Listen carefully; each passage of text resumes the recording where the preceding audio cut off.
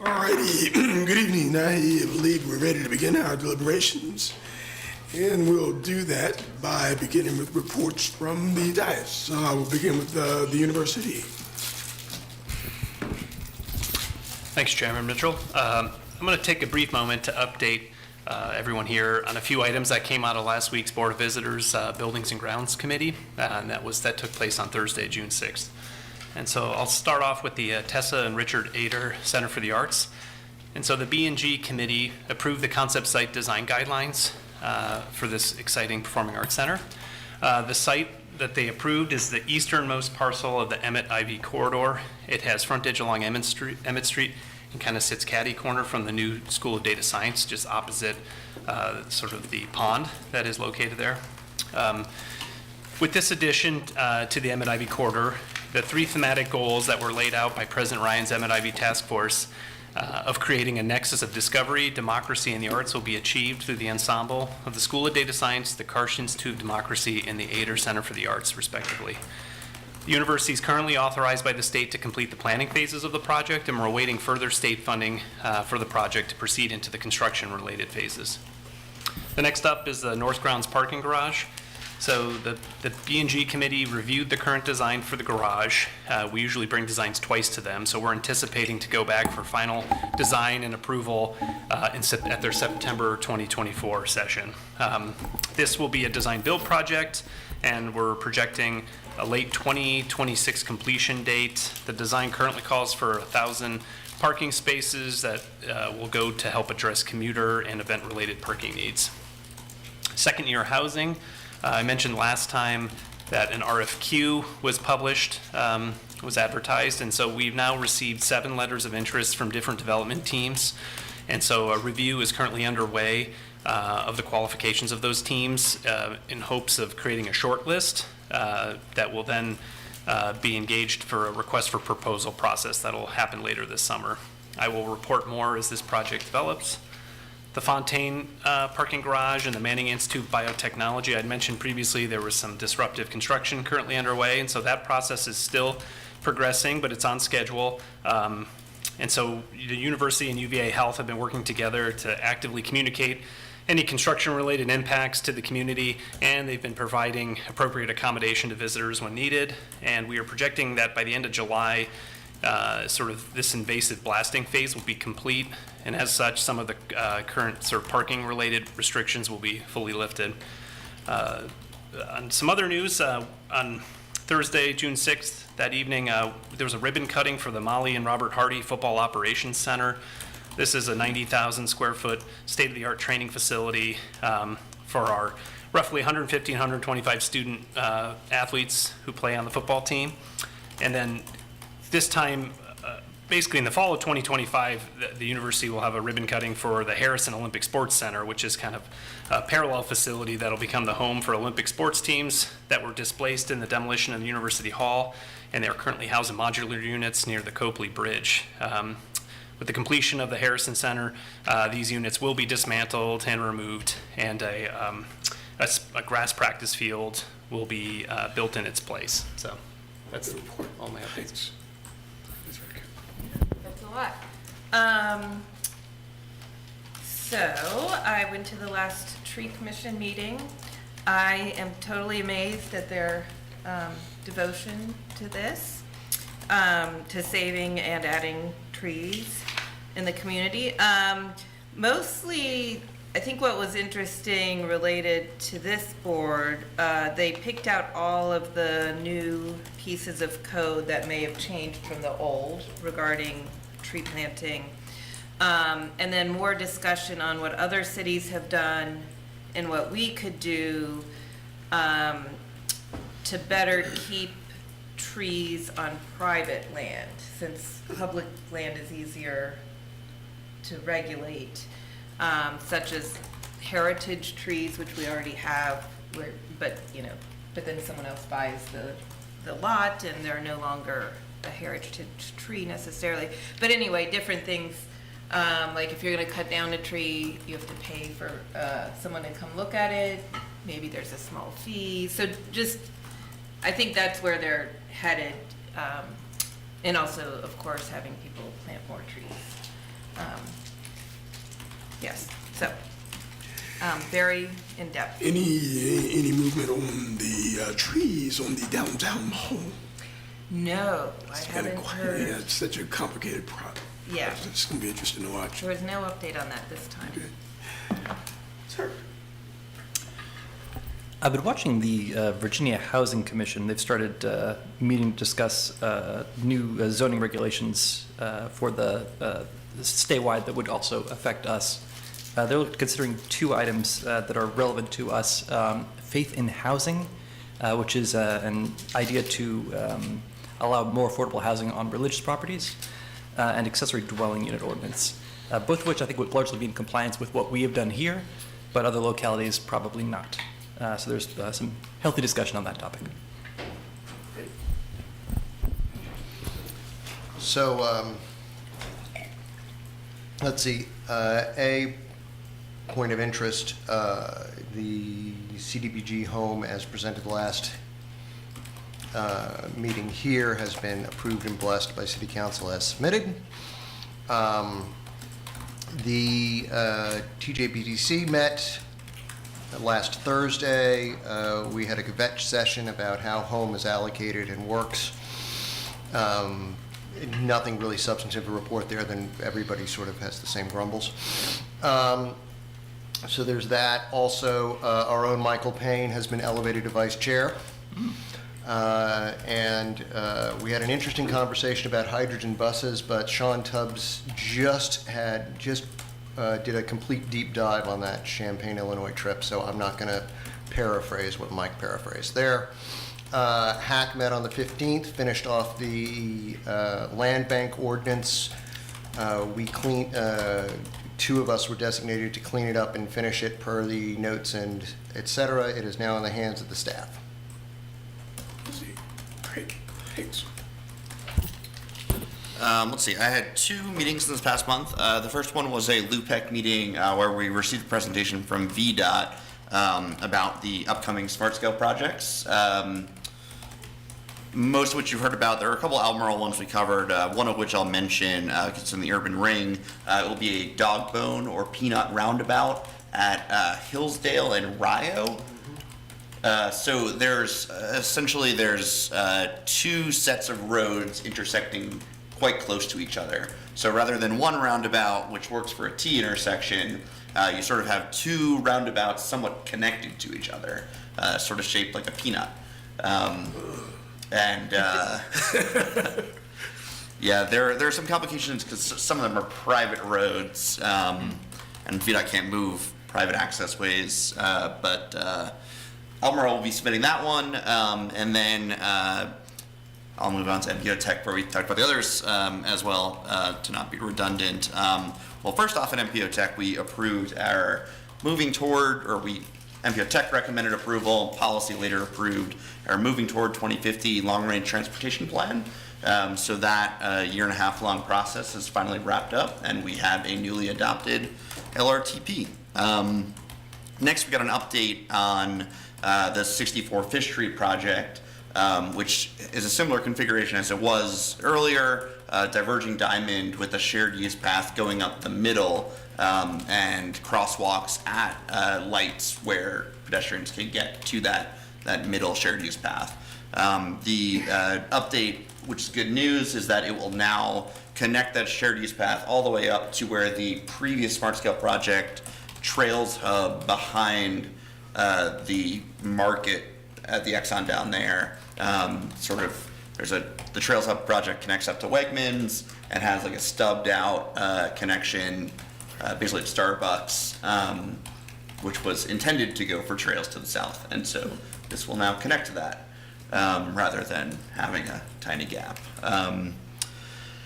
The other project, of course, is the Barracks Road interchange and shared use path. And so that will actually be 2 applications. The MPO will be submitting the entire extent from Emmett Street all the way to Georgetown. And then the county will also be on its own submitting the part that's in the county. So the interchange part is 2 roundabouts on either side of the interchange, so that there's enough room underneath the underpass to fit a shared use path continuing on. And then all the left turns on the median will be closed from there, from the interchange all the way to Georgetown, and where there will be another roundabout. And so if you needed to get, from that neighborhood and turn left to the neighborhood to the north and turn left towards the city, or the neighborhood to the south and turn left towards Georgetown, you make a right and you go around the next roundabout, and then you go back the other way. The big point of contention is that there will not, in the current proposal, be a mid-block crosswalk for pedestrians to cross at any point in between there. And there are bus stops on both sides of Barracks Road there. And so you're essentially saying if you want to take the bus, for the one on the side of the road you're on, that's fine. But then to get back, you would have to walk a half mile out of the way across at the intersections. So the hope is that VDOT will figure out a way to integrate a crosswalk there. They are concerned that if you did it as a single stage crosswalk, it would have impacts on operations, in that both sides would have to stop.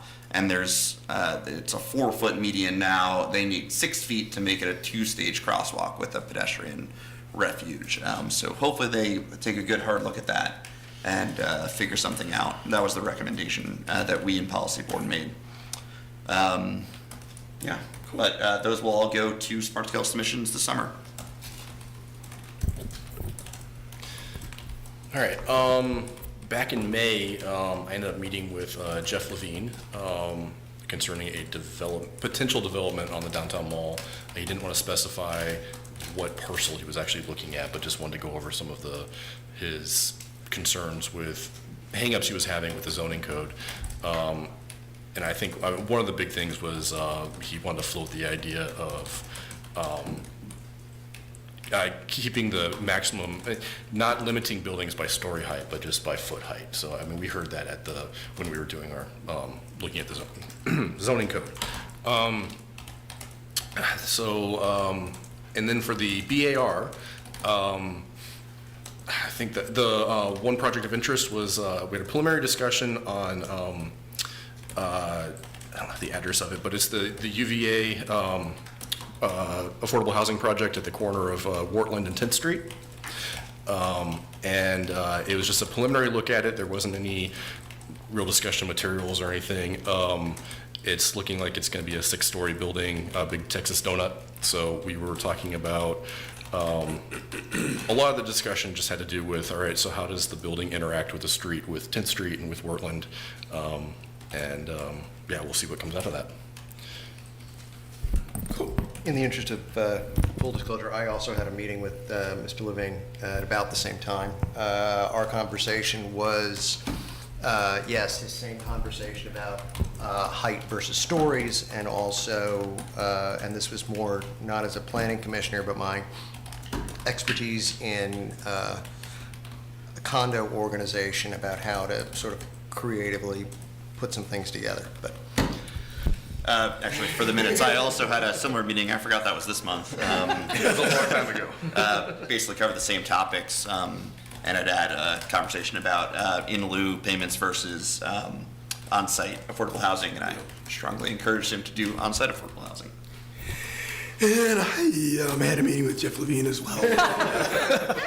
The topics were similar to that, and we also talked about affordable housing, the bonus for the payment, et cetera, et cetera. And I only had one meeting. Most of my committees just aren't very active lately. The BZA, I don't think has met in at least 3 months. So Parks and Rec is always active and always a lot going on. We met with the Adaptive Recreation Department a couple of weeks ago, and they're responsible for, their focus is on the elderly and folks with challenges and disabilities. Quite a few of the folks that use that are people who live in Albemarle, because Albemarle doesn't have any function like that. But it's very busy, and I sent you guys a nice PowerPoint that you should have gotten around 3 o'clock today that kind of walks you through all the offerings of this group. It's kind of some pretty cool stuff that we're doing with those folks. The master plan. The community engagement is done. We are now working with our stakeholders and focus groups, and we're developing what will be our outline for the for public hearing with council. And that should happen in the next few months. Dogs in the park. That conversation continues. I sent you guys a PowerPoint that outlines the current ordinance, the current code as relates to dogs in the park. The PowerPoint also lists a few things that we think we can do, low-hanging fruit that we think we can do to address some of the issues with dog waste. But we also are continuing to think about the need for dedicated dog parks and a revision to the dogs in the park ordinance, and that's going to drive cycles for a few more months, I am certain.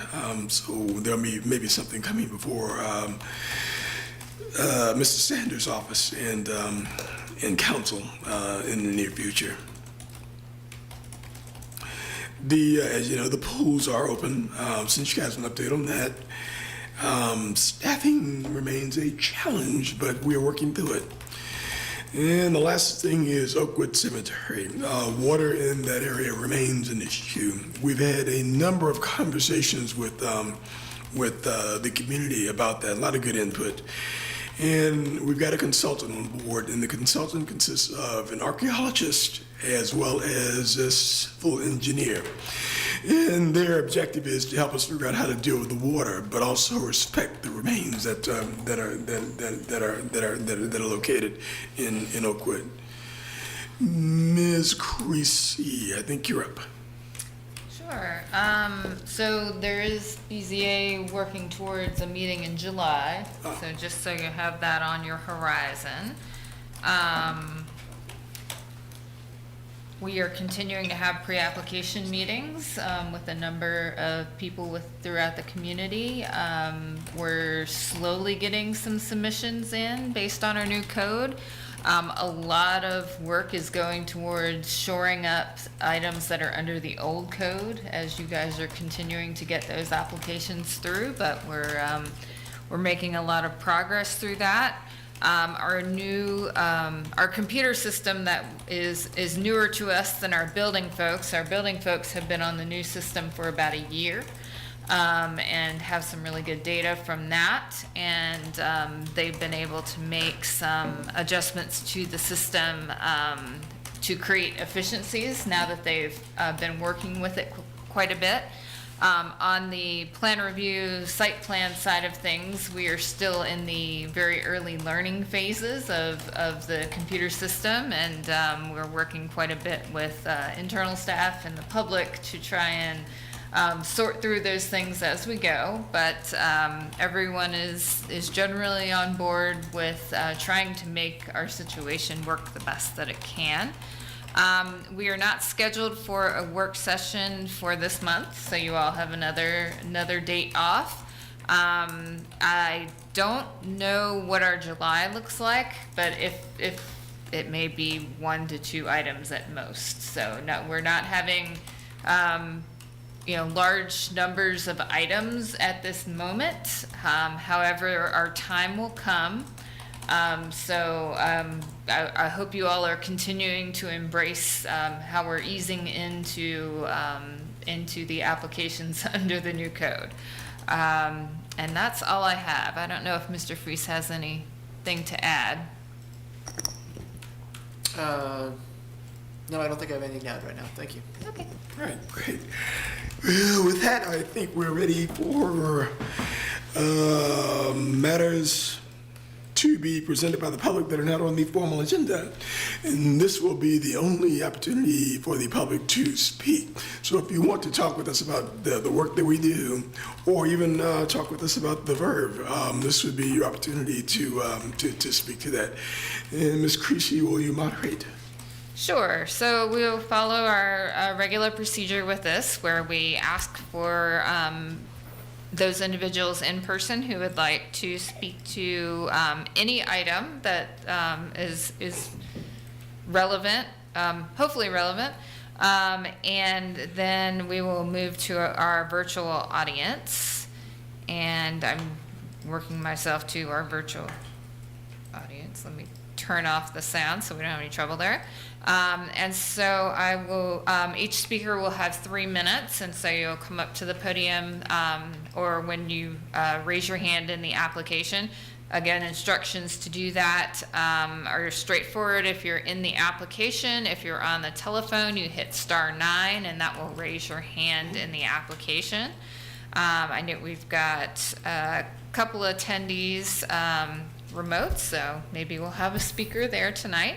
But first, we'll check with our in-person audience, and do we have anybody who would like to speak to the commission this evening? All right, I see no hands right away. That's okay, we'll come back to you. Our virtual audience, if there's anyone in our virtual audience that's interested in speaking to the Planning Commission, this is your opportunity. Again, raise your hand in the application. Or if you were on a phone, you would hit *9, which would raise your hand. All right, we have no hands raised in the application. Go back to our in-person audience and see no hands there. One more time on our virtual audience. All right, Chair, it appears we don't have any speakers this evening. Alrighty, then that will be the end of our public hearing, and I'll close that session. And we're now ready for the consent agenda. Are there any questions, concerns about the consent agenda, or is there a motion to approve the consent agenda? I move to approve the consent agenda. Is there a second? Yes. We have a motion to approve and a second. All in favor? Aye. Aye. Aye. Aye. Any abstentions? Any objections? Ms. Creasy, the consent agenda is approved. All right, we are now, I'm going to now gavel us out of the Planning Commission and gavel us into the ECRB. And we will begin our conversation regarding the verb, JPA. Mr. Werner, you, I think you're leading this. Great.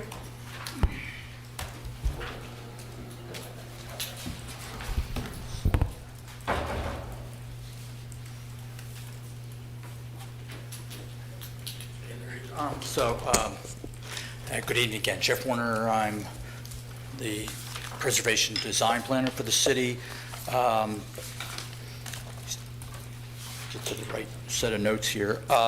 This is a continuation of a discussion you all had back in April 9, when you were considering the COA request for what we're calling the Verve. I think address-wise, it's 100 Stadium Road.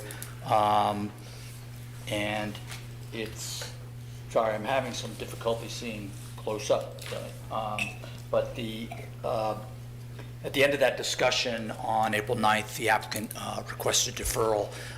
There were some questions that you all had, requested some clarifications, particularly on the finishes on the exterior walls of the building. And in the interim, they've addressed those, and we circulated the drawings last week, primarily an addendum of 8 sheets that appended to the initial application that's dated from March. I think the most significant change in that and is that following the discussion about there was initially an EIFS material, a simulated brick material that was going to be used. That is now being presented as a masonry brick, a full brick. And and I addressed that in the comments. And just to be clear about where on the drawings BRK 01 is indicated, that will now be a true masonry brick. And there's a condition on that. The other questions primarily revolved around the EIFS, which is the simulated stucco. I think to everyone out there that's listening, EIFS is an acronym that sort of is a generic word for the exterior insulation and finish coat that you see on buildings is a simulated stucco. The applicant has prepared some samples and has some information. They address the reveal detail, which I think is fine, and there were questions about where it would be located, and now with the masonry predominantly at that lower level, there's no ephes at the ground level. It's either the masonry, there's some metal panels, or storefronts. So the concern about the ground connection or ground contact has been taken care of. And the questions related to the ephes product is a system. And so many thanks to Mr. Mitchell and Mr. Schwartz working with me, crafting a condition that we believe addresses that, question about the what is the material that's being used and how it will be applied, and the applicants offered some suggested changes to that, nothing substantive. You all have seen that. So I'm really here to, I want to hand it off to the applicant unless there are any remaining questions you had for me. But I feel that this is in a good spot. They've responded to what you all had asked for, and I'm comfortable, given the conditions that have been recommended, I'm comfortable with you approving a COA on this project. So anything for me? Any questions for Mr. Runner? All right, applicant.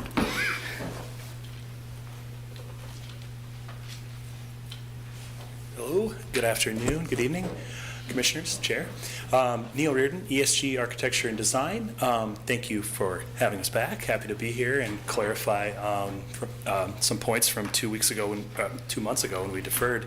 I do have that 8-page addendum, and I'm wondering if that could be brought up for just guiding through a short summary to supplement what staff has already outlined for you. So. On behalf of the full design team and on behalf of the owner-developer subtext, we wanted to come back and just clarify these mainly two things. And those are, as Jeff mentioned, the switch to a clay masonry product.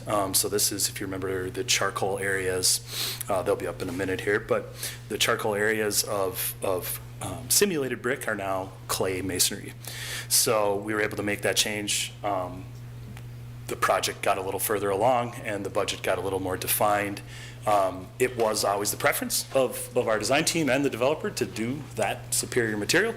At the time when we submitted before, we weren't there yet. So in some further study, we are very happy to come back to you with this product change.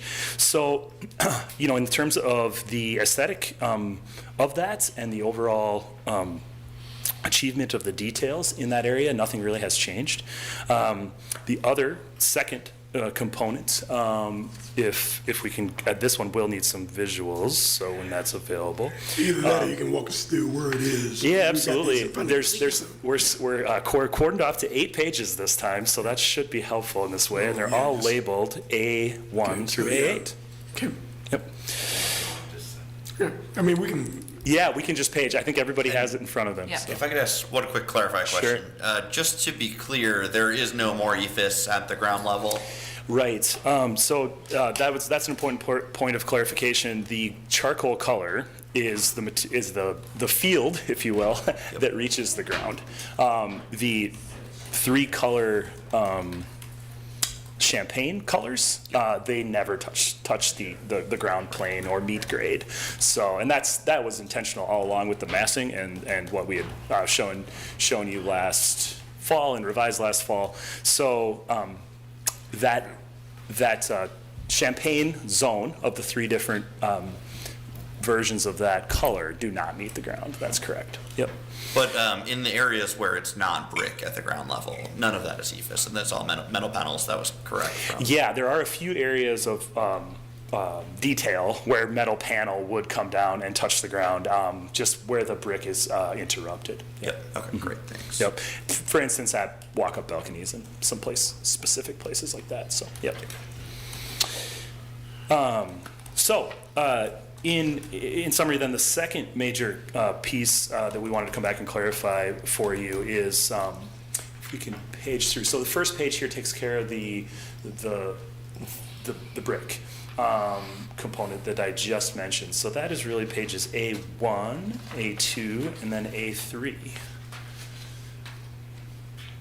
And so we can certainly come back to questions there if commissioners have them. But I'll summarize maybe the larger point and clarification, which starts on A4.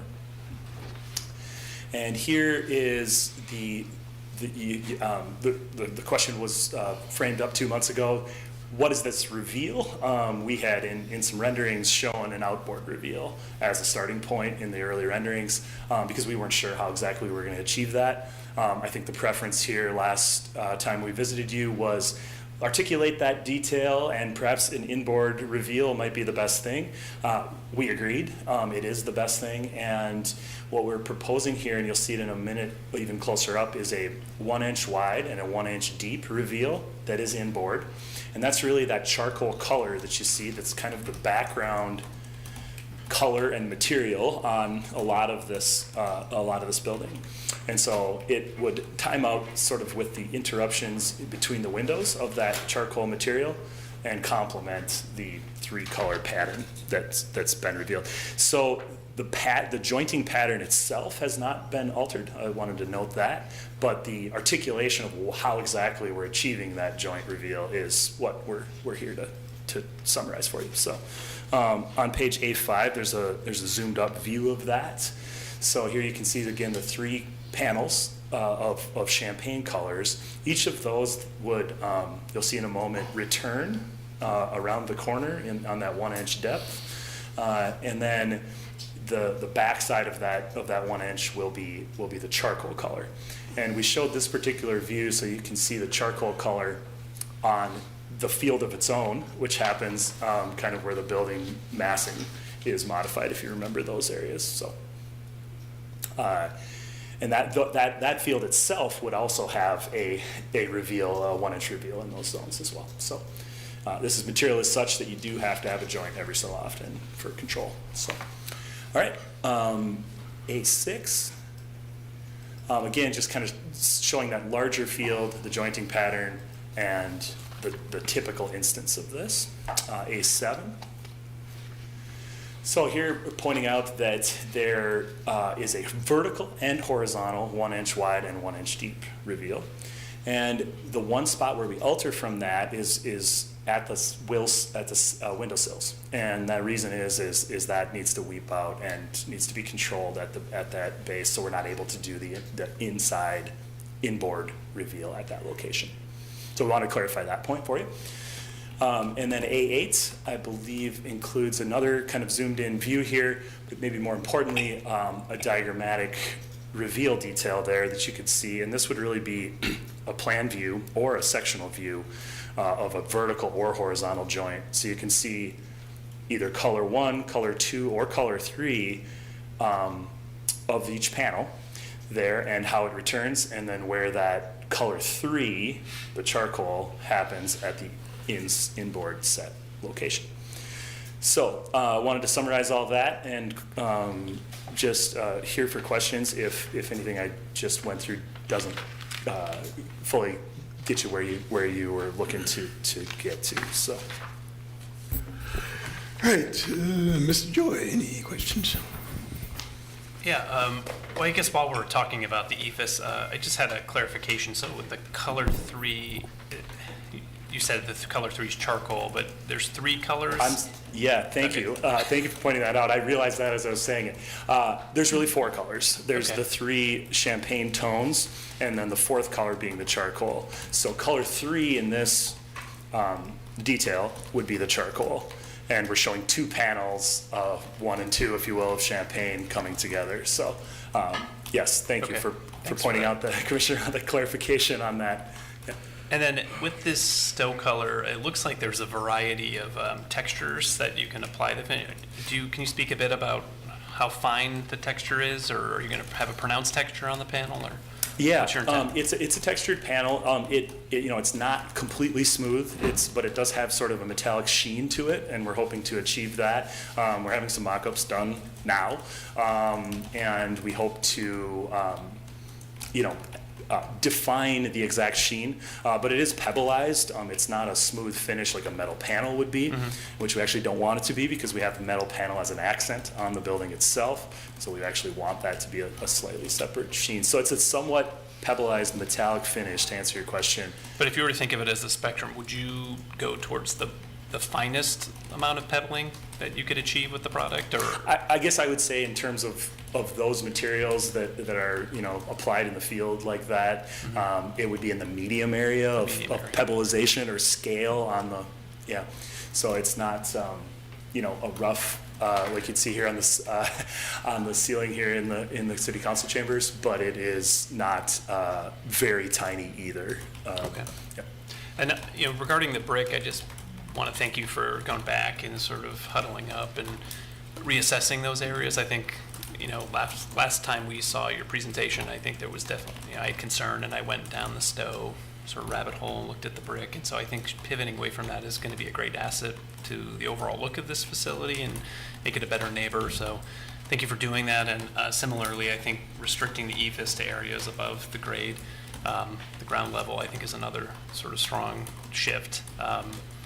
And I think the team has been remarkable. I think since you went to, city council, I think you've shown an ability to adapt to feedback and criticism. And so I just wanted to just publicly thank you for going back and sort of taking feedback and implementing into the project. So, Chairman, I don't think I have anything else at this point. Well, I would echo those comments. I was really pleased to see the brick. And I think the EFIS, it's nice to see the reveal worked out, just to know what's going on there and these details. And yeah, and that I like in the renderings, the metallic look of how the light's hitting it. So hopefully that can be achieved. But I appreciate that change. I also, imagine walking by, having a real brick surface, next to all the people walking on JPA, will be great. So thank you. Clear, thank you. I got nothing. For the windowsill extension segments, are those also 1 inch wide like the reveals? Yeah, we wanted to make the dimension consistent on those horizontal windowsill details that were, a little bit outboard intentionally, so that from a distance, it really shouldn't be perceived differently. We had considered the idea of just doing them under the windows, but that leads to a lot of inconsistency on that particular horizontal joint, so we just thought bringing it all the way across is really the way to go. It's just above the floor line, and so it's consistent horizontal, and it will look slightly different, within a distance of the facade, but if you're a block away, 400 feet away, I think the jointing pattern will all feel consistent, so. Okay, thanks. And regarding the sills, so where we see windows kind of stacked with a charcoal piece in between, that sill won't be, we're not going to see a stripe through the adjacent champagne panels, or will we? Yeah, Commissioner Schwartz, I'm sorry. Yes, thank you for clarifying that. So there's a two-floor banding here where the difference, if you could go to A6 potentially, just so we're all looking at the same thing. There is not a horizontal joint at that point because the charcoal panel that's between the zones in that particular instance is not so it's changing from the charcoal field to the champagne field, and in those instances that sill line is only, that sill detail is only at the sill of the window, which would be the top of the charcoal zones there you see in the middle. So Does that make sense? the rendering is what we'll end up seeing as far as the joint pattern. What's that? The rendering is what we're going to see as far as the joint pattern, correct? Yeah, Okay. yeah, exactly. And Great. again, that jointing pattern really has largely been unchanged the entire time since we unveiled this new design to you guys. I think you guys answered this by email, but just to confirm, the the concrete that has like a wood look to it. What's the plan for that again? Yeah, so I think you're speaking to the terrace that would be kind of at the walk-up retail function of the building, which is just to the left of the main entrance of the building if you're approaching it from the northwest. That zone, we have sort of a cascading terrace, and we had in some renderings shown some wood look product in that area. We really think that that's best applied in strategic locations, probably on vertical surfaces rather than horizontal surfaces. I think we had in some renderings shown it on a horizontal surface at places. If we were to do that, it would be a durable material that, you know, it's privately maintained and everything, but we wouldn't, because is semi-public space, we would probably limit the areas of that to particular zones on the terrace where we were encouraging seating out in front of it. And so those would be limited to, those horizontal uses of it, and vertical for that matter, would be limited to those areas that we're intentionally planning as seating. Okay, okay. And otherwise, the surface would be concrete, as you were suggesting, so. And the brick, at our last meeting, you had said that the detailing that we're seeing at the windows might be abbreviated on the upper levels. Is that going to be the case, or is it going to be as the renderings show with all the kind of the inset brick patterning at every level? Commissioner Schwartz, I think you're asking about the soldier coursing that is pretty consistent on the renderings as we go up the building? There's some soldier coursing, but then I guess at the window heads, there's the brick insets in and out. Corbelling with some depth changes. Yep. So we are planning for that at this time at those locations. We will submit refined elevations through the site plan review process when that wraps up. And so those upper areas could be clarified to the exact, I mean, is your question about the exact extent of the corbelling or the locations of its existence? The locations. Basically, are we going to see the same level of detail that we're seeing in these renderings, or is it going to be right? What we have on, down? I guess it's A3, as submitted, would be the typical soldier course and corbelling detail for a typical floor level. Okay. Yeah. So all the way up. And so yes, and it's slightly different there at, I would say, odd and even floors. Yes. Yep. And so, again, these two-story volumes are kind of our module. And so there's corbelling that exists at both, and then corbelling that exists, say, at the even floor, or I guess it's probably the odd floor, where there is not a soldier course, but just corbelling. So, yeah, our intent here is to, as you see on the left-hand side of this screen, use that detail as we rise in those charcoal sections of the building. Great. I think that is. I think that's all my questions. Right, does anyone else have questions for the applicant? Questions? I just had another follow-up one. Is the color for the charcoal, is the intent to have a close color match with the brick masonry? Well, it sort of is. Yes, they're complementary of one another.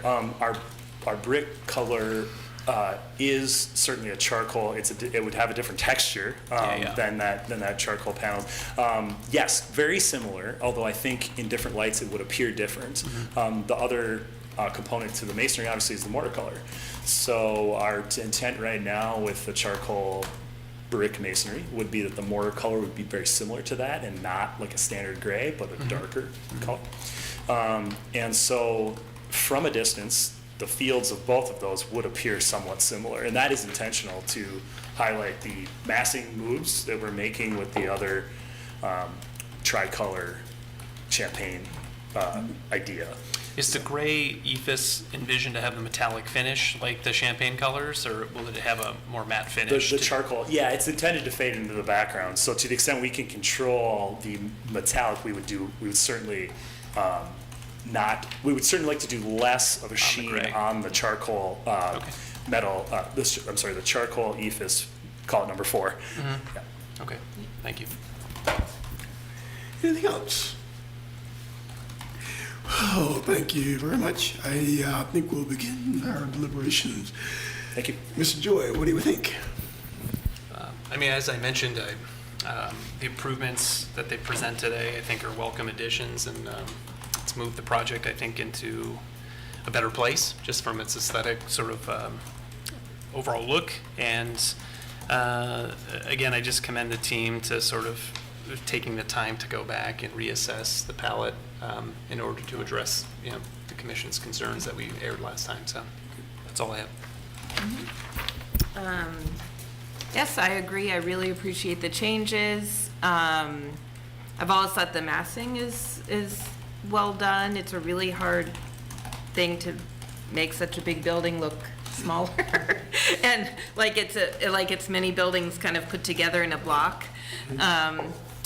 Yeah, and I thank Carl and I think Jeff, whomever worked on getting kind of more exact wording to make us feel comfortable. Thank you very much for doing that. Much improved. Well done, all. Ditto. Looks good to me. Well done. Yeah, the brick changed everything. So, yes, much better. Right, if I were the absolute ruler of architecture in Charlottesville, every entrance corridor would be would use noble materials.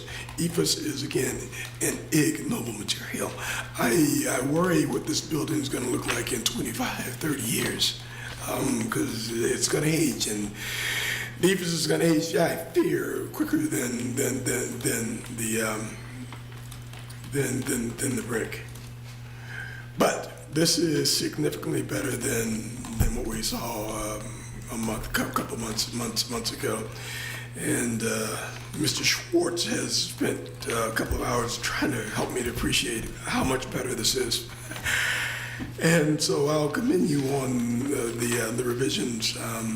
It even gives me great heartburn, but this is a lot better. Mr. Schwartz, you want to craft a motion? Yeah, I think I can do this. So, having considered the standards set forth in the city's entrance corridor design guidelines, I move to find the proposed design for 100 Stadium Road, the Verve, is consistent with the guidelines and compatible with this entrance corridor, and that the ERB approves the certificate of appropriateness application as submitted with the following conditions of approval. So we have the staff report, and I'm going to say condition 1, condition 2, condition 3, condition 4, condition 5, condition 6, and to modify condition 7 to say that the exterior insulation and finish system, EFIS, must be a drainable exterior wall covering consisting of sheathing, air and moisture barrier, insulation board, reinforcing fabric, base coat, finish coat, adhesive, and mechanical fasteners as applicable. While not all components of the wall system will be provided or installed by the same parties under the supervision of the general contractor, the system components must be compatible with each other and with the substrate as recommended or approved by, and the products of, a single manufacturer regularly engaged in furnishing exterior insulation and finish systems. The system shall be installed according to the manufacturer's installation instructions and standards of good practice, and only in applications as recommended by the manufacturer. Any areas of EFIS adjacent to pedestrian traffic or are otherwise prone to damage due to their location shall be reinforced or a Class PM system and or a high impact resistance system. Delete condition 8, include condition 9, and then add a 10th condition concerning brick. So per the elevations on sheets 33 and 37 of the initial submittal dated on March 25th, 2024, and per sheets A1 through A3 of the addendum dated June 11th, 2024, the exterior walls labeled BRK01 will be constructed with true masonry bricks and mortar, not EFIS or other simulated masonry. Is there a second? Oh, okay. What he said? What he said. All right, we have a motion and a proper second. Ms. Creasy, would you hold the board? Sure. Mr. Soliates? Aye. Mr. Duranzia? Aye. Mr. Stolzenberg? Aye. Ms. Roker? I Mr. Schwartz? Yes. And Mr. Mitchell? And aye. Okay. All right, so this has been approved by the ECIB. Congratulations. And now I'm going to gavel us out of the ECRB and back into the Planning Commission. Is there any other business members would like to discuss? Mr. Duranzi, do you have a motion? Sure. In the wee hours of June 11th, 1962, Frank Morris, John Anglin, and his brother Clarence Anglin managed to get outside the prison and slip into the waters of San Francisco Bay outside of Alcatraz. And so 62 years ago today, we have an anniversary of what is perhaps the only successful escape from Alcatraz. I put that forward that at this point, although we've had difficulty getting out of meetings, going over the wall today is going to be a lot easier. Let's adjourn. Second. We are adjourned. Thank you. All right.